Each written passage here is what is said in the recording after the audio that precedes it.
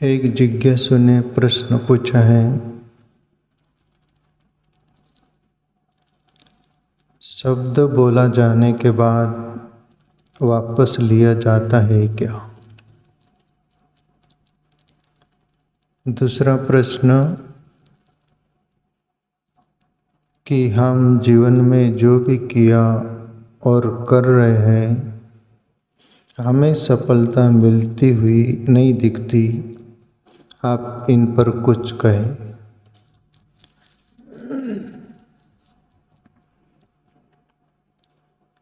अभी अपना कबीर पर 2-4 दिन पहले एक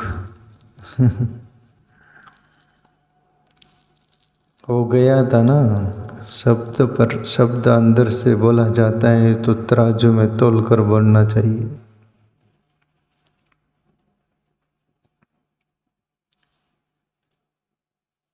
तो चलो,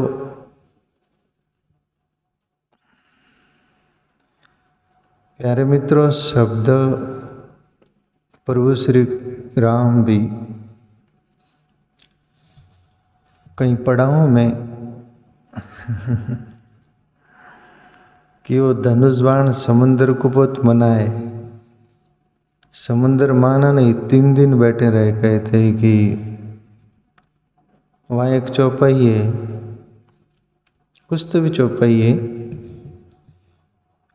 तो प्रभु श्री राम थोड़ा अपने ढंग से पीर लेना चाहे वो बात को, और समंदर पर कमान से वो बाण निकाल कर वो समंदर को मारना चाहते हैं अंदर, वो जल सुखा देना चाहता है। रास्ता मांगे पर देने को तैयार नहीं समुंदर। तो फिर बाण चढ़ गया सो चढ़ गया, फिर समंदर घबर के बाहर आता है और प्रभु राम से बोलता है कि मुझे माफ कर दो। प्रभु राम बोले कि आपने बहुत देर कर दी, आप बाण चढ़ गया सो चढ़ गया, वो वापस नहीं लिया जा सकता।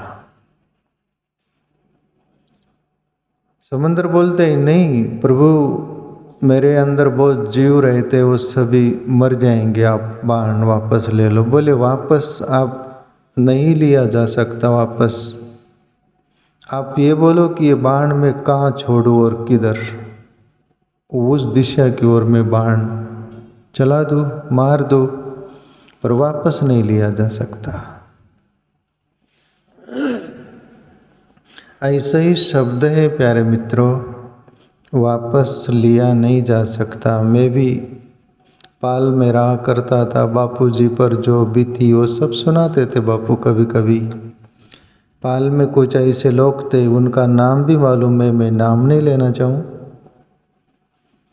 पर बापू को बहुत परेशान करते थे किया। उसके कारण बापू 1-1.5 साल बाहर गांव जाकर भी रहे, पाल गांव छोड़ दिए थे, ये आपको भी मालूम है। फिर वहाँ काल गिर गया पाल में, तो वो लोग घबर गए कि अपन ने साधु संतों को तकलीफ दिया। फिर दूसरे गांव गए, बापू को मनाए कि आप चलो, और हमने जो बोला ऐसा कपड़ा सामने करके बापू बोला करते, बापू के मुँह से सुन रखा हूँ मैं, झोली फैलाकर ऐसे बोले, हम वापस शब्द लेते हैं।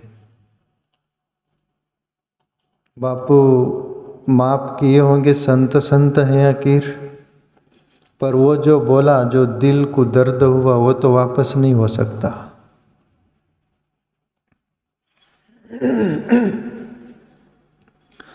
तो प्यारे मित्रों, जो प्रश्न पूछा है, अपना वीडियो सुना होगा सत्संग उन्होंने, कि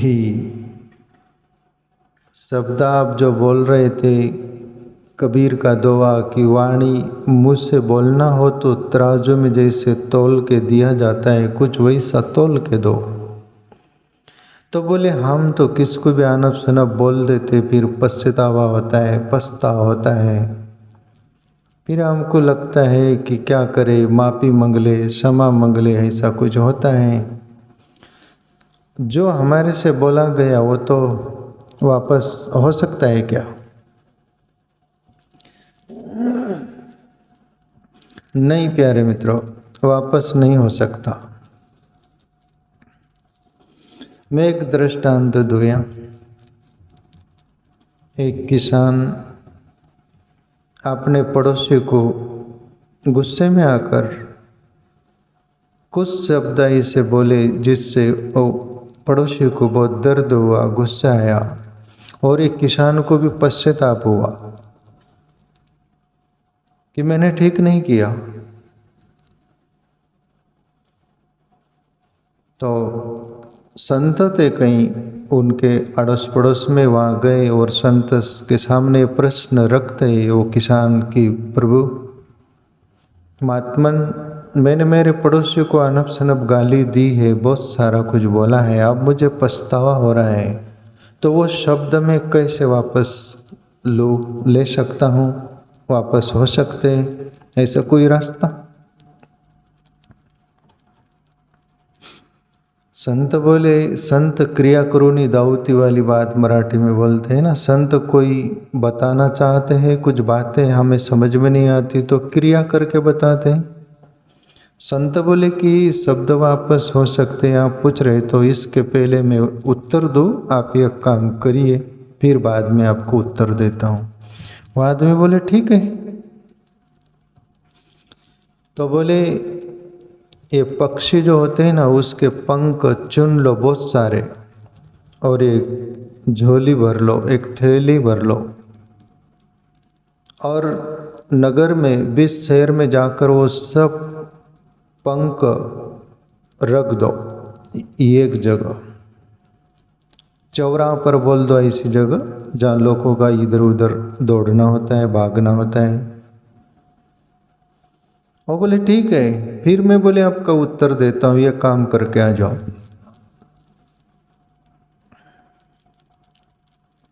और वो जाता है, सब पंख इकट्ठा करता है और थैली भर के उस शहर के बीच में छोड़ के आ जाता, रख के आ जाता है और संत के पास जाता है कि मैं ये कर दिया बाबा, आप इसका उत्तर आप दो। संत बोले इसका उत्तर और मैं देता हूँ, आप एक काम करिए, और जहाँ वो पंख रख के आए हैं ना, वो सब पंख लेके आ जाओ, फिर आपको मैं उत्तर देता हूँ। वो किसान गया और शहर के बीच में, और वहाँ पर वो एक भी पंख नहीं थे, सब चितर बितर हो गए, उड़ गए, जहाँ था वहाँ पर मिले नहीं। तब तो वो परेशान हो गए, वापस आया, संत से बोला बाबा एक भी पंख नहीं हुआ।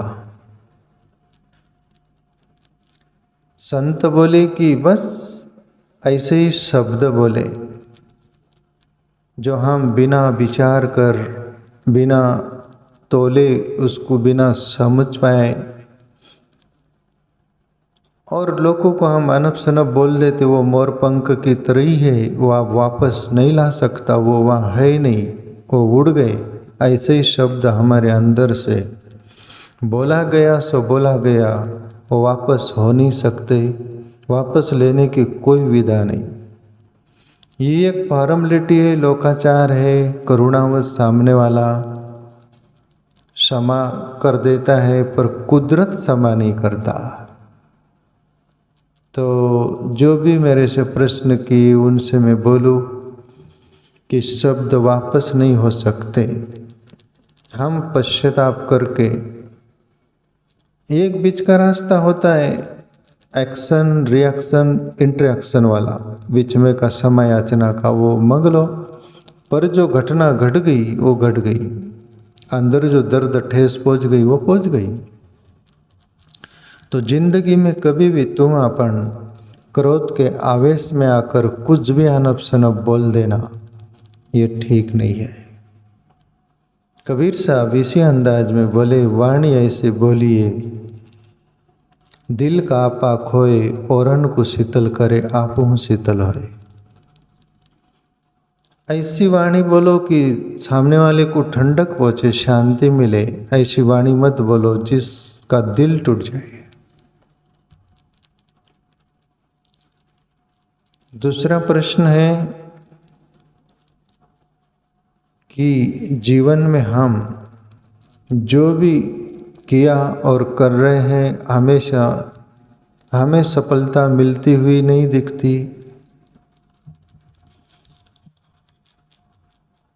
प्यारे मित्रों, सफलता मिलती है, मिल सकती है और कभी कभार नहीं भी मिली तो तुम्हें अंदर से तसल्ली जरूर मिलती है।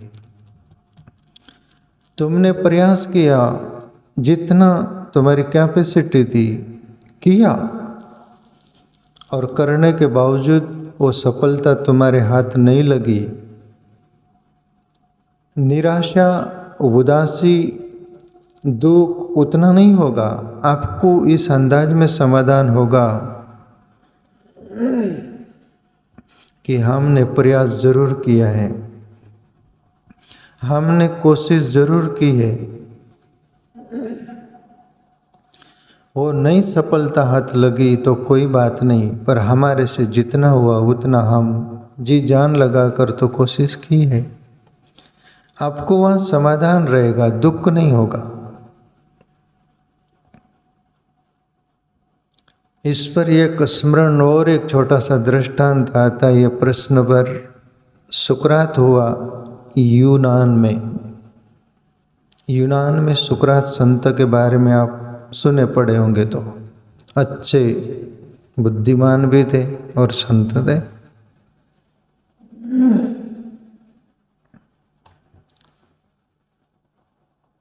सुकरात के पास एक युवक जाता है। युवक बोलता है कि हमें सफलता कैसे मिलेंगी, सफलता का राज क्या है वो बताओ।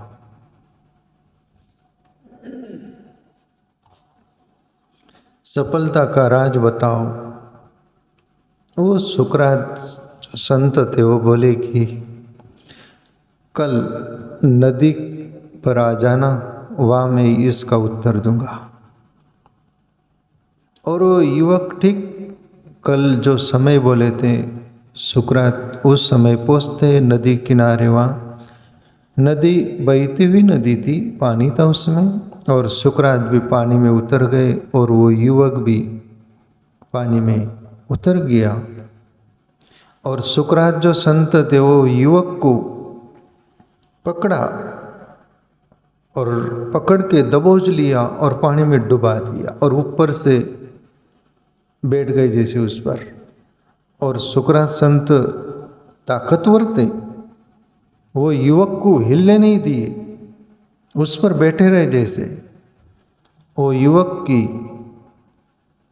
ऐसी स्थिति हो गई कि आप प्राण निकले तब प्राण निकले। आप मौत हो सकती, कभी भी हो सकती, बहुत निकलने को करे, पर सुकरात संत वो जब तक नहीं निकल दिए उसकी मौत न हो जाए तब तक दबा के रखे। और हद पार कर गई और सुकरात संत फिर उसको छोड़ दिए। एकदम से छलांग लगाए वो और जोर से श्वास ली और पुकारते हुए ऐसा देखता है सुकरात तरफ,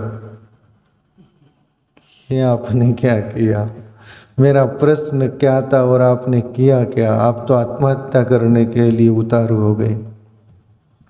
सुकरात बोले वो बाद में, तुमको पानी में कैसा लगा, वहाँ तुम्हारी मांग क्या थी, क्या सोचती, तुम क्या सोच रहे थे, क्या चाह रहे थे, वो बताओ। युवक बोलता है कि मैं वहाँ केवल श्वास चाह रहा था, मुझे भर श्वास मिल जाए, श्वास नहीं मिली तो मेरी जिंदगी खत्म हो जाएगी। एक श्वास श्वास श्वास ही मेरे ख्याल में आ रहा था, दूसरा कुछ भी नहीं आ रहा था, बस श्वास मुझे मिल जाए।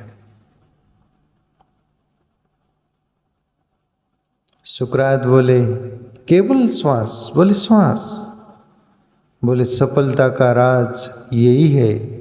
जैसे अंदर तुम डूबे थे वहाँ पर केवल श्वास की ही जरूरत पड़ रही थी और श्वास ही चाहिए, दूसरा कुछ भी नहीं चाहिए। ऐसे ही जिंदगी में यदि सफलता चाहिए ना, तो इतनी हिम्मत से पूरे प्राण से उसमें डूबना पड़ेगा, उसकी ओर अग्रसर होना पड़ेगा। तब जाकर हमें सफलता मिल सकती है। और सफलता न भी मिली प्यारे मित्रों,